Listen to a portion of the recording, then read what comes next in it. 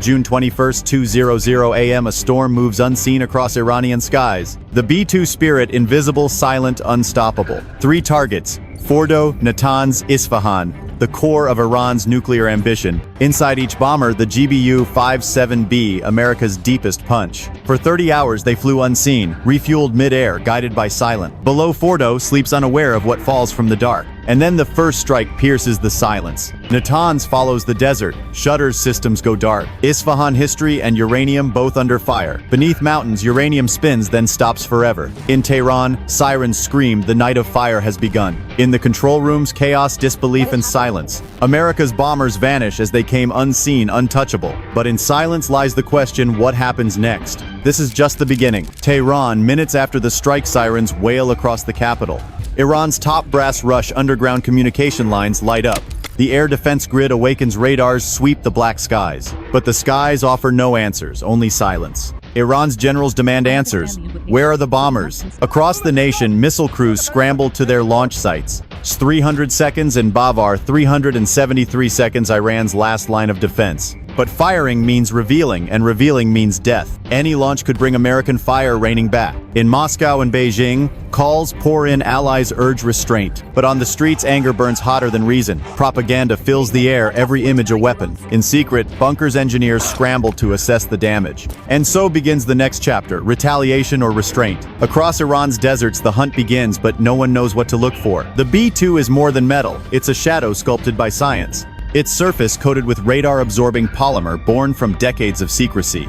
Iran's radars spin faster, searching for echoes that never return. To them, the B-2 is a whisper in the wind, gone before it's seen. Even Russia's S-400 can't promise to see it, not yet. For Iran, invisibility is more than a threat, it's a humiliation. Their best option now to simulate what they cannot detect. But stealth isn't just design, it's deception multiplied by silence. For every radar pulse, the B-2 replies with silence. Even satellites struggle, their eyes blinded by engineered emptiness. For every signal lost, America's shadow grows stronger. Iran's pursuit turns inward, technology becomes obsession. But in this new war of silence, only one side can hear the other. Tehran's patience snaps, the order is given, retaliate. Missile silos awaken in the desert, a deadly response takes shape. The roar of Safir and Shahab missiles cuts through dawn. U.S. satellites capture the heat, retaliation has begun. U.S. command responds, Aegis destroyers lock on instantly. From the sea, interceptors rise like thunder. Above the Gulf, American and Iranian missiles meet midair.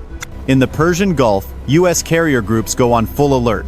F-22 Raptors rise, the invisible meets the invincible. Iran's radar sees hundreds of contacts, but which are real? The US unleashes digital smoke, Iran fires into ghosts. The sky becomes chaos, confusion replaces control. Both sides step back, the brink of escalation reached. For now, silence, but beneath it the fuse still burns. Before sunrise, news of the strike spreads across the globe. In Washington, victory. In Tehran, outrage. In the world, fear. The United Nations calls for restraint, but the echoes of war are louder. In Moscow, silence, a storm of calculations behind closed doors. Beijing condemns the strike, yet quietly studies its precision. In Tel Aviv, satisfaction, Iran's threat may finally be broken. Saudi Arabia tightens defenses, fearing the fire could spread. Energy markets panic, oil surge past $150 a barrel overnight. For the Middle East, a fragile peace cracks once again. In Europe, fear not of missiles but of momentum. In the streets, the world protests, voices rising against war. But behind every peace speech, armies move quietly. Every capital calculates, every mistake could ignite the world. The world holds its breath, the silence before the next move. When the dust settled, the silence was heavier than victory. Fordow and Natanz, silent monuments to mankind's ambition. Billions lost, thousands displaced, a victory measured in ashes. Oil burns, money falls, the world pays the price of precision. Oil at $180. Energy crisis. Cold homes, empty pockets. In Tehran, anger turns to mourning, power has a price. For every bomb dropped, 100 voices rise, asking why. World leaders speak of peace, yet budgets rise for war. Fear fuels power, and power always seeks more. The planet trembles not from bombs, but from imbalance. Across continents, people remember the day power burned too bright. No victory is clean, no peace is free. The world watches, knowing the next spark may be the last. Power built this silence, only wisdom can end it. A month later, the fires dimmed, but the scars remained. Fordow, Natanz, Isfahan, now monuments of warning, not pride. History will remember the strike, but forget those who suffered beneath it. In Washington, celebration. In Tehran, sorrow. In the world, fatigue. Power answers quickly, wisdom takes generations. From destruction comes study, from fear reflection. The B-2, the bomb the bunker, symbols now of what must not return. Power, when unchecked, is louder than reason and quieter than regret.